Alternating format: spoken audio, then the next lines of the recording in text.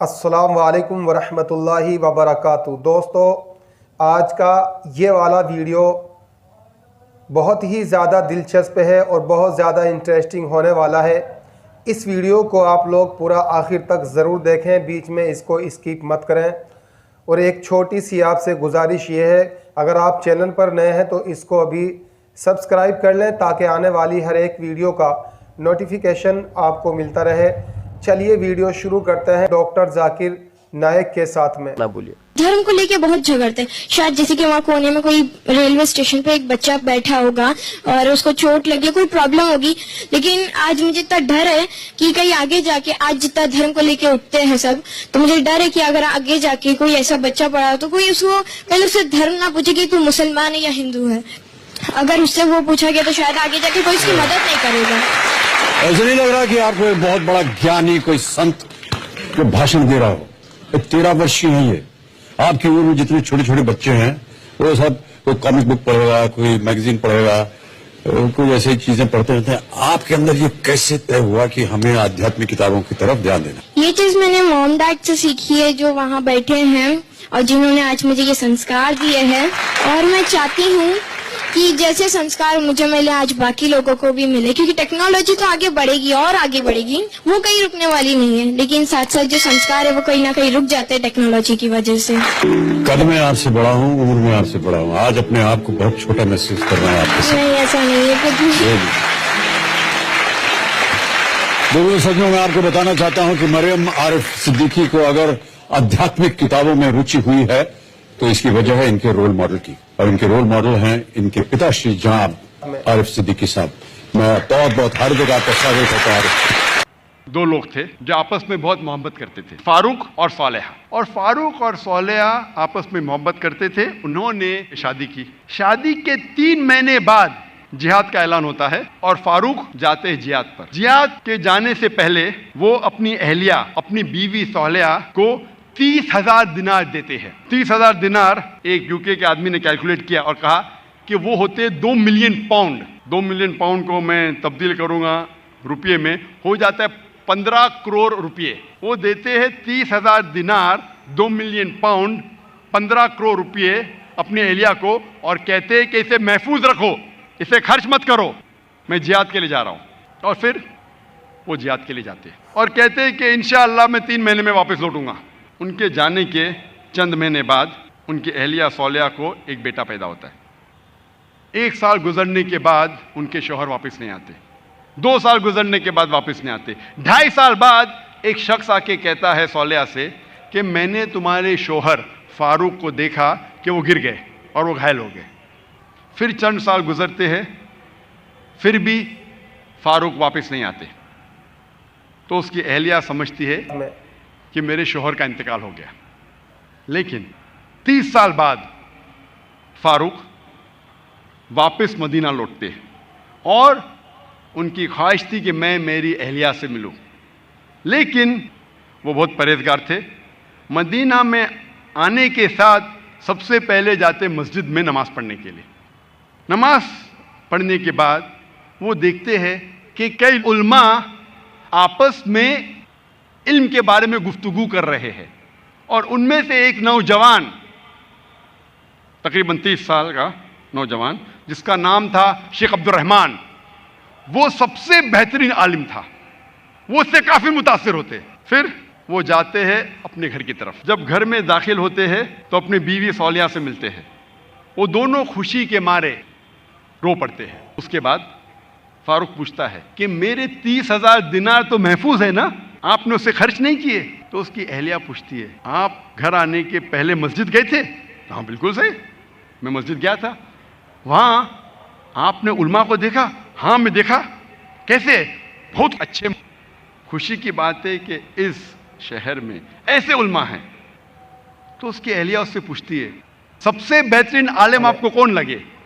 तो फारूक कहते सबसे बेहतरीन आलिम थे शेख अब्दुल रहमान। तो उसकी अहलिया पूछती है कि अगर अल्लाह आपको शेख अब्दुल रहमान जैसा इल्म दे तो आप कितना खर्चा कर सकते इस इल्म के लिए? तो फारूक कहता है ये सारे 30,000 दिनार मैं खर्च कर सकता हूं ऐसा इल्म हासिल करने के लिए। फिर उसकी बीवी पूछती है कि अगर आपका बेटा हो, उसे ऐसा आलिम बनाने के लिए आप कितना खर्च करेंगे? तो फारूक कहते, मैं 30,000 दिनार से ज्यादा खर्चा कर सकता हूं, 15 करोड़ रुपए से ज्यादा खर्चा कर सकता हूं अपने बेटे को शेख अब्दुर्रहमान बनाने के लिए। तो उसकी अहलिया कहती है, आपके जाने के बाद मुझे एक बेटा पैदा हुआ और ये शेख अब्दुर्रहमान आपका बेटा है और आपके 30,000 दिनार मैंने खर्च किए इसको आलिम बनाने के लिए। आप सोच सकते, उस वक्त बेटे को आलिम बनाने के लिए वालदा खर्चा करती है 30,000 दिनार, 2 मिलियन पाउंड्स, 15 करोड़ रुपए। आज कौन सा मुसलमान अपने बेटे को आलिम बनाने के लिए 15 करोड़ रुपया खर्चा करने को तैयार है? हां, डॉक्टर बनाने के लिए नो प्रॉब्लम, डोनेशन देंगे, रिश्वत देंगे, 10 लाख, 15 लाख, 20 लाख, 50 लाख, 1 करोड़ डॉक्टर। अमेरिका भेजने के लिए, मेरा बेटा अमेरिका में पढ़ रहा है, 2 करोड़ खर्चा करेंगे, 3 करोड़ खर्चा करेंगे। क्यों? बेटा अमेरिका में पढ़ रहा है, स्टेटस। मैं ये जानना चाहता हूं कि कितने मुसलमान अपने बेटे को आलिम बनाने के लिए 15 करोड़ खर्चा करेंगे? गिनती के आपको मिलेंगे उंगलियों पे, है अल्हम्दुलिल्लाह। आज भी हमारे मुआशरे में ऐसे मुसलमान हैं, लेकिन बहुत कम, उंगलियों पे गिन सकते, बहुत कम, लेकिन है अल्हम्दुलिल्लाह। हम देखते हैं कि आज हम मुसलमान सारे तरफ से पीटे जा रहे हैं। हम मुसलमान आज माशरे में सबसे नीचे दर्जे के लोग कहलाए जाते हैं। मीडिया में देखिए, लोग अपने आप को मुसलमान कहने के लिए डरते हैं। जब हम तारीख पढ़ते हैं, 8 से 12वीं सदी में, 8 to the 12th century, Europeans कहते थे द डार्क एजेस, अंधेरा दौर। अंधेरा किसके लिए? यूरोपियंस के लिए। उस वक्त मुसलमान इल्म की चोटी पे थे, मुसलमान साइंस और टेक्नोलॉजी में एकदम ऊंचे थे। ये मगरबी मुमालिक अंधेरे में थे, इंसानियत नहीं। हम स्कूल में पढ़ते हैं कि ब्लड सर्कुलेशन सबसे पहले जो साइंटिस्ट ने डिस्कवर किया वो विलियम हार्वी है, तकरीबन 400 साल पहले। तहकीक करने पे पता चलता है कि विलियम हार्वी से 400 साल पहले, यानी 800 साल पहले आज से, इब्ने नफीस सबसे पहले इंसान थे जिसने ब्लड सर्कुलेशन के बारे में जिक्र किया। और अल्लाह सुब्हाना व तआला कुरान मजीद में सूरह नहल में सूरा नंबर 16 आयत नंबर 66 में ब्लड सर्कुलेशन का जिक्र करते इब्ने नफीस से 600 साल पहले। आज से 1400 साल पहले, विलियम हार्वी से 1000 साल पहले और इब्ने नफीस से 600 साल पहले ब्लड सर्कुलेशन का जिक्र है कुरान मजीद में। आज हम जानते हैं साइंस तरक्की करने के बाद कि इंसान जब खाना खाता है तो खाना पेट में जाता है, पेट से जाता है अतड़ियों में, अतड़ियों से खून के जरिए कई आज़ाओं में जाता है, ऑर्गन्स में जाता है, इंक्लूडिंग मेमोरी ग्लैंड, इंक्लूडिंग छाती के पिस्ते में, जहां से निकलता है दूध।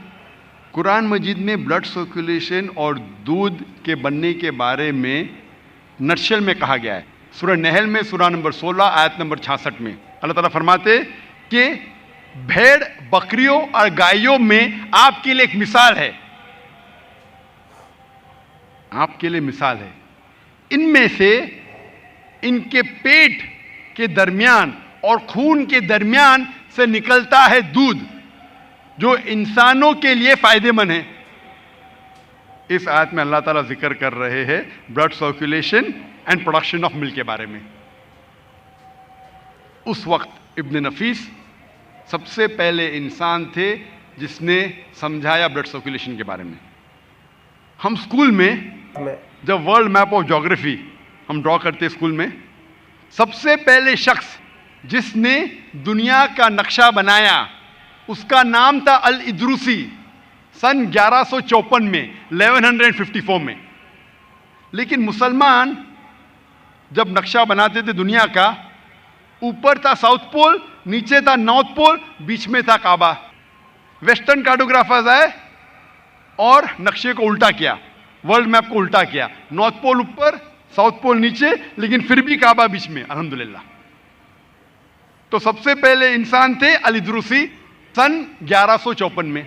हम जो सीखते हैं स्कूल में न्यूमरल्स, दो किस्म के न्यूमरल्स है, 1 2 3 4 5 6। एक किस्म के न्यूमरल्स है रोमन न्यूमरल्स, एक लकीर ऊपर दो, फिर दूसरी लकीर, जो बहुत मुश्किल है लिखना। हम हिंदुस्तानी लोग ने एजाज किए जीरो को, अरब ने जीरो को लिए और तरक्की करने के बाद डेसिमल पॉइंट ऐड किए और दुनिया को दिखलाया अरबिक न्यूमरल्स। जो 1 2 3 4 5 6 हम पढ़ते हैं उसे कहा जाता है अरबिक न्यूमरल्स, क्योंकि अरबों ने एजाज किया। डेसिमल पॉइंट्स और जीरो को मिला के 1 2 3 4 जो हम लिखते हैं वो मुसलमान ने एजाज करा है, अरबिक न्यूमरल। हम जब मैथमेटिक्स में पढ़ते हैं पाइथागोरस थ्योरम के बाद, पाइथागोरस थ्योरम जो हम पढ़ते हैं स्कूल में, उसका फॉर्मूला है that the square of the hypotenuse is equal to the sum of the square of the other two sides of the triangle. Triangle के अंदर जो सबसे बड़ा लाइन है उसका स्क्वायर इक्वल है बाकी दो ट्राइंगल के साइड्स के स्क्वायर को जमा करने के बाद।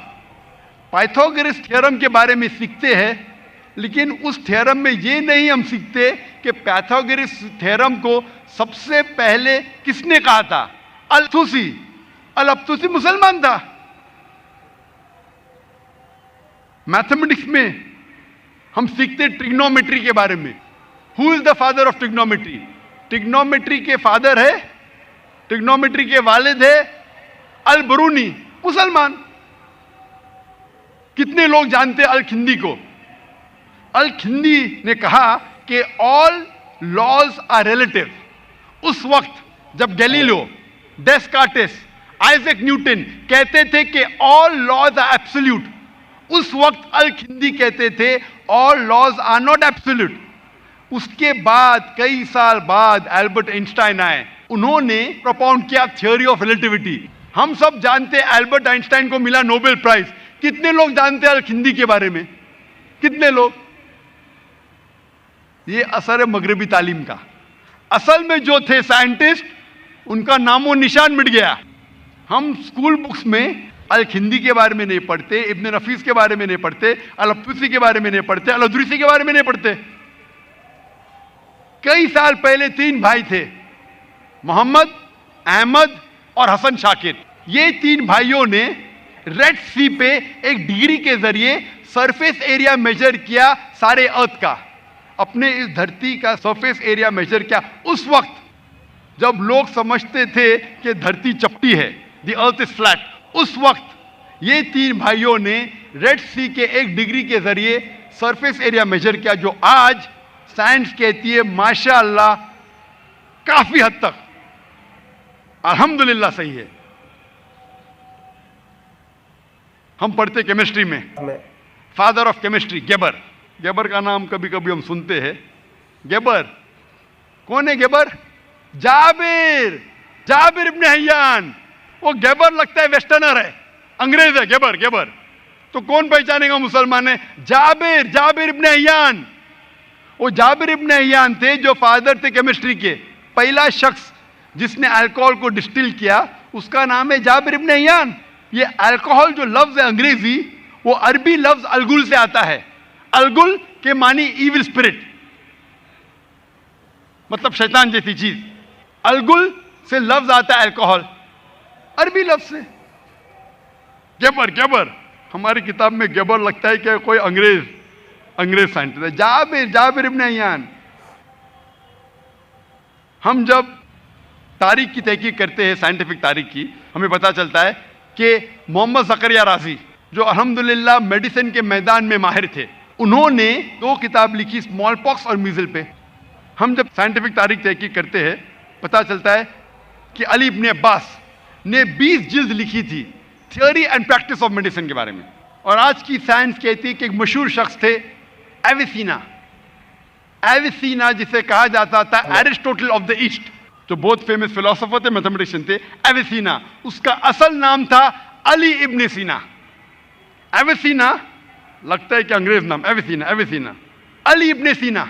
तो जब हम तहकीक करते साइंटिफिक हिस्ट्री की, हमें पता चलता है कि उस वक्त साइंस के मैदान में सबसे ऊंचे मयार पे मुसलमान थे, और उस वक्त गैर मुसलमान को भी अगर साइंस की तहकीक करना था, उनको फर्ज था कि वो अरबी सीखे। दोस्तों, वीडियो कैसा लगा, आपकी क्या राय है, कमेंट बॉक्स में ज़रूर बताना। इस वीडियो को ज़्यादा से ज़्यादा लाइक और शेयर ज़रूर करना। अगर आप चैनल पर नए हैं तो इसको अभी सब्सक्राइब कर लें, ताकि आने वाली हर एक वीडियो का नोटिफिकेशन आपको मिलता रहे। अस्सलाम वालेकुम वरहमतुल्लाहि वबरकातुहू।